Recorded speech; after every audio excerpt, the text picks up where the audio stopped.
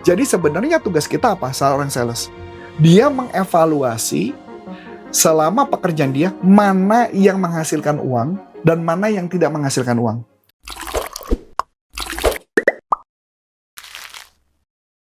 Halo sahabat sales dimanapun Anda berada, jumpa lagi dengan saya Namelani dalam YouTube channel Coach Antonius Arif yang membahas tentang selling dan marketing. Nah sahabat sales, kita mau bahas buku tentang selling lagi nih hari ini. Kali ini bukunya itu ditulis oleh seorang penulis buku selling yang terkenal ya. Tentunya pasti teman-teman selling mungkin pernah dengar gitu ya, atau malah pernah tahu tentang beliau, yaitu Brian Tracy.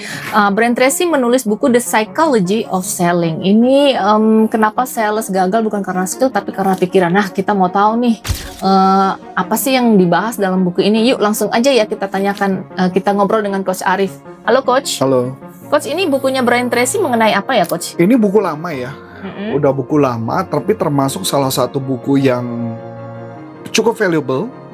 Brian Tracy kan terkenal juga ya? Iya, terkenal. Dan buku ini adalah buku yang sangat bisa melakukan pendekatan penjualan. Jadi Brian Tracy itu dulu terkenalnya sebagai seorang jago yang pakar sales, pakar marketing tapi mendekati ke sales, dan juga pakar berkaitan dengan manajemen.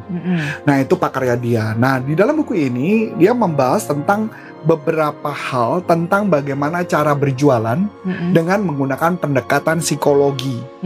Nah di dalam buku ini khususnya yang dibahas yang pertama adalah mereka percaya bahwa seorang sales itu ada istilah yang namanya the inner game of selling. The inner game of selling. Jadi inner game istilahnya kayak gini Bu Ana. Kalau di kepala saya suka muncul gambar-gambaran tertentu tentang customer, pemikiran tertentu customer itu disebut inner. Kalau saya melihat situasi tertentu di luar sana ketika saya ditolak, itu disebut namanya outer. Nah kebanyakan sales gagal bukan karena outer, bukan gagal karena gue ditolaknya, tetapi gagalnya karena di kepala sudah suuzon duluan, sudah ragu duluan, banyak sudah nggak yakin, banyak suara-suara dan gambar-gambar tertentu yang membuat dia tidak berhasil. Jadi bukan karena jualan, jadi dia cuma mengatakan belum apa-apa. Yang jadi problem adalah mengenai kenapa dia merasa takut ditolak, takut gagal, atau takut terlihat bodoh. Jadi belum apa-apa, bukan jualan dulu, tapi udah takutnya dulu. Nah itu yang pertama dalam buku ini. Jadi yang paling penting adalah sebenarnya apa yang harus dilakukan. Singkatnya dalam buku ini cuma mengatakan kita harus punya konsep diri yang benar dulu. Konsep diri itu artinya Anda harus tahu siapa diri Anda percaya diri dengan kemampuan Anda, ditambah perilaku yang tepat, maka hasilnya akan tepat. Produk buat saya adalah nomor 2. Yang penting adalah sikapnya dulu kita. Kitanya yakin dulu nggak sama produknya. Kalau yakin sama diri kita sendiri dan baru berikutnya yakin sama produknya, perilaku kita akan menjadi lebih gampang sukses. Jadi istilahnya kayak kalau bahasa yang paling sering digampangkan adalah kalimat gini. Kalau orang nggak tahu ini, kayaknya yang bodoh dia deh, yang rugi dia banget. Nah itu dulu, punya mindset itu dulu. Kalau dia nggak punya mindset itu, kayaknya nggak bisa tuh untuk dia jadi percaya diri. Ya. Kemudian hanya itu aja Coach yang berarti hanya tentang mindsetnya. Itu salah satunya. Di sana juga ada beberapa teknik-teknik jualan. Nah, yang kedua adalah yang pertama tadi ya tentang konsep diri. Yang kedua ada berbicara mengenai kekuatan bikin goal setting. Karena ditemukan banyak seorang sales kenapa dia gagal jualan. Dan saya juga melakukan riset yang sama. Kebanyakan gagal karena mereka nggak punya tujuan. Mereka cuma hanya jualan-jualan, mudah-mudahan laku. Kenapa dia begitu? Karena dia nggak punya drive dari dalam dirinya untuk sukses. Seorang sales yang nggak punya impian, kayaknya agak sulit sih untuk sukses. Kayaknya hidupnya akan cenderung biasa-biasa aja. Nah itu isunya orang yang tidak punya goal. Maka sangat disarankan adalah dia punya goal. Gitu dulu. Ada tujuannya. Punya tujuan. Nah berikutnya juga ada belajar tentang kemampuan psikologi berkaitan dengan memprospek customer. Dia punya mental block nggak? Sebelum ke prospek, jangan-jangan dia punya mental block. Dia belum apa-apa takut, aduh kalau gua telepon gua ditolak gimana ya? Nah jadi mereka tuh tidak yakin. Nah saya kasih contoh. Dulu waktu ketika saya menjadi seorang sales, ketika saya telepon ke customer sudah punya pemikiran, aduh bakal ditolak, udah pasti saya gagal. Maka yang harus dilakukan pertama adalah saya harus yakin bahwa produk yang saya tawarkan itu menarik buat customer, sehingga customer mau dengar lebih lanjut. Jadi tugas kita adalah mengatasi ketakutan itu. Cara ngatasinya gimana? Ada beberapa teknik, Bu. Teknik yang paling sederhana adalah teknik punya Anthony Robbins atau Tung Des Moringin, yaitu adalah suruh loncat-loncat, Bu. Jadi loncat-loncat dulu, lonjak-lonjak, abis itu baru nelfon. Kalau cara Anthony Robbins adalah yang gampang sederhana, adalah ngelihat kepala ke atas, santai, baru nelfon. Kalau cara saya adalah paling gampang, Bu. Telepon berdiri, jangan duduk. Karena dengan berdiri, maka dia suaranya akan lebih keluar dan bisa ngomong bicaranya lebih lancar. Nah, begitu juga kalau saya selain itu munculin perasaan seperti, saya kadang-kadang suka munculin kayak harimau, Bu. Saya suka munculin harimau. Kenapa munculin harimau? Karena ketika memunculkan harimau, saya membayangkan diri saya harimau, saya seperti mau menangkap mangsa. Dan saat itu saya punya kemampuan untuk memprospek lebih. Nah, ini psikologinya dulu yang dibahas. Nah, ini hampir mirip dengan kayak pendekatan-pendekatan NLP, Bu. Bagaimana caranya di state pemikiran dia bisa berani dan sebagainya. Nah, kemudian di dalam buku ini juga ngebahas tentang bagaimana menjalin hubungan yang akrab, biar orangnya trust sama kita. Penjualan tidak terjadi karena orangnya nggak percaya sama kita. Tugas kita membuat orang percaya sama kita. Ketika mereka percaya sama kita, maka kemungkinan chemistry-nya akan lebih gampang. Nah, caranya yang paling gampang sederhana adalah, satu adalah bangun kesamaan. Samanya kita sama dia apa. Yang kedua, kita adalah berempati. Yang ketiga adalah mendengarkan dia. Nah, itulah akhirnya menjadi punya hubungan yang baik. Ini mirip juga dengan teknik NLP yang disebut namanya teknik matching mirroring. Melakukan gerakan-gerakan yang sama. Begitu juga berikutnya di dalam buku ini juga ngebahas tentang hukum Pareto, di mana dia ngasih tahu bahwa 80% penjualan kita itu terjadi dari 20% aktivitas kita. Berarti kesimpulannya, kalau 20% aktivitas itu yang meningkatkan omset 80%, sisanya ngapain kita? Nganggur. Tidur. Nah, itulah makanya kenapa penjualannya jelek. Betul, masuk akal, Bu? Jadi sebenarnya tugas kita apa seorang sales? Dia mengevaluasi selama pekerjaan dia, mana yang menghasilkan uang dan mana yang tidak menghasilkan uang.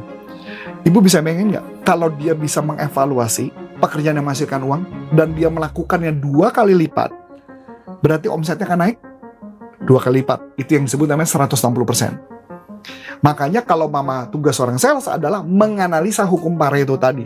80-20. 20% aktivitas kita akan menghasilkan 80% penjualan kita. Maka dianalisa mana yang menghasilkan. Yang nggak menghasilkan, gak usah dipikirin.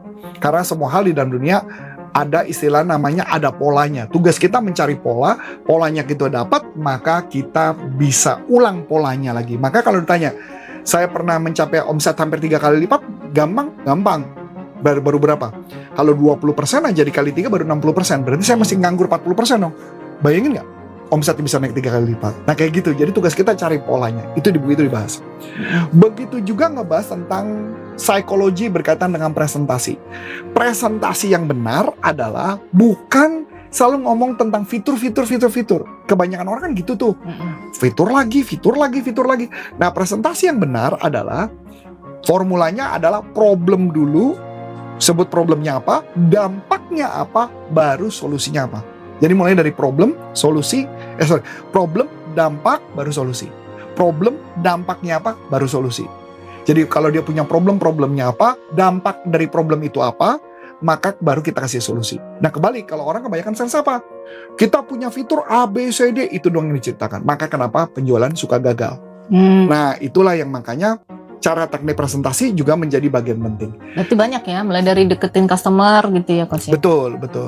Nah, begitu juga cara sampai presentasinya. Ya, memang kalau di setiap bagian pasti ada bagian detail-detail lebih dalamnya. Dan bukunya ini ada di Indonesia juga, setahu saya. Bahasa Indonesianya ada ya? Ada di Indonesia juga ada. Nah, berikutnya adalah teknik bagaimana mengatasi keberatan. Jadi punya kemampuan untuk mengatasi keberatan, tekniknya juga sederhana banget.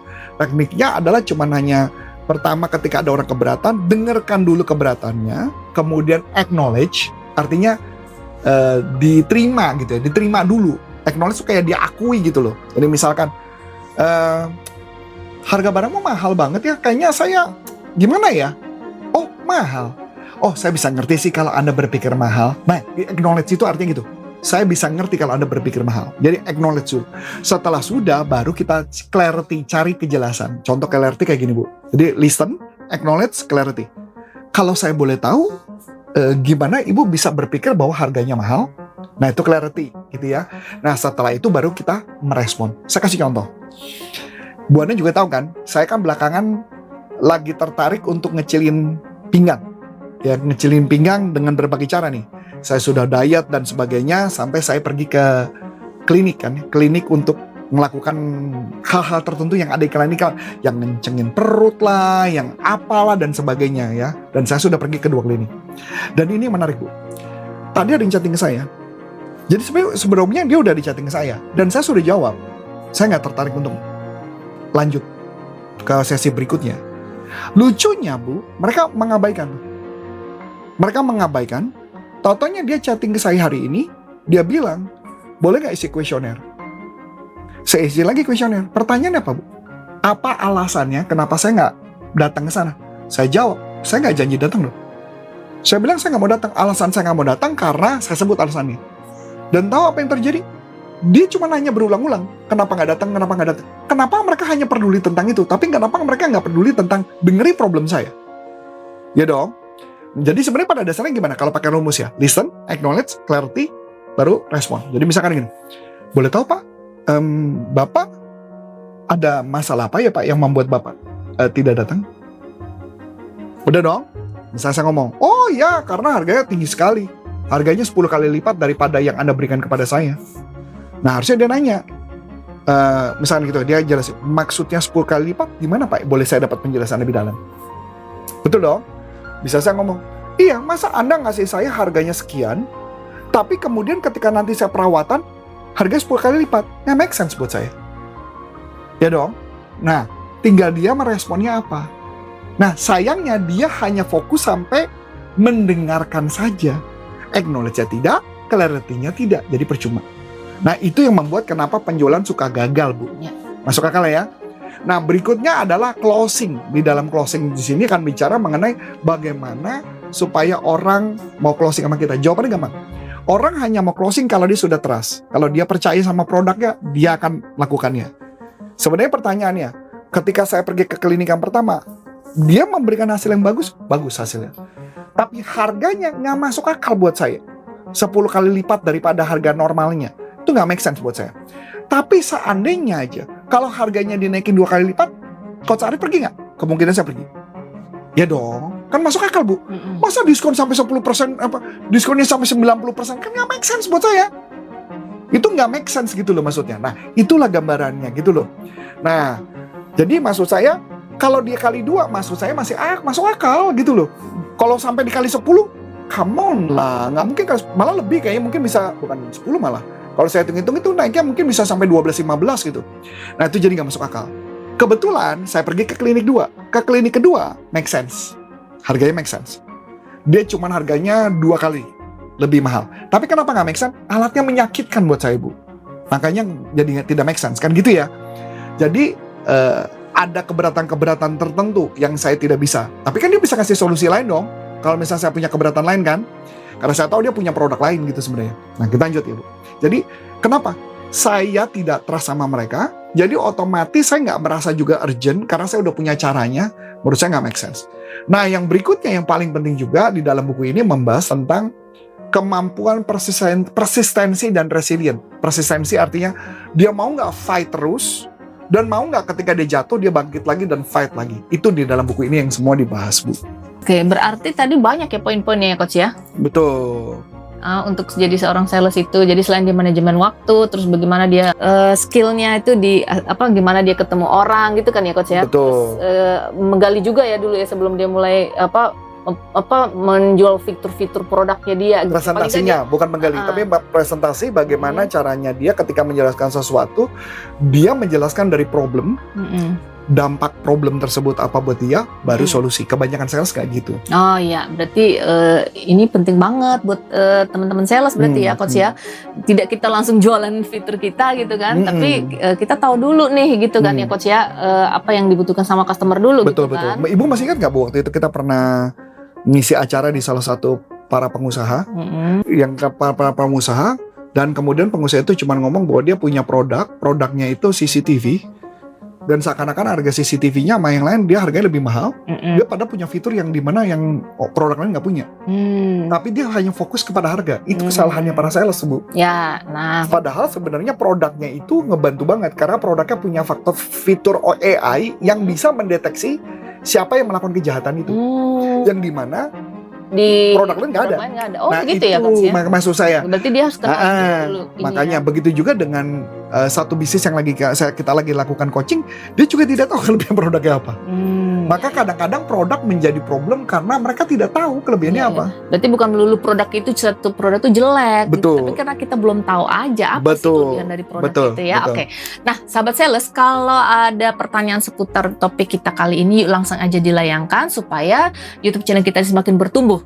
Oke, sahabat sales, sampai jumpa lagi dengan topik-topik menarik lainnya dari buku-buku tentang selling menarik lainnya akan kita bahas di YouTube channel ini. Oke, nah sahabat sales, sampai jumpa lagi dengan topik menarik lainnya dari buku-buku selling menarik lainnya akan kita bahas di YouTube channel kita ini. Oke, dengan saya Melani. Dan saya Coach Anton Dasari mengucapkan terima kasih, sukses buat Anda, sampai jumpa. Banyak ide, omset melejit.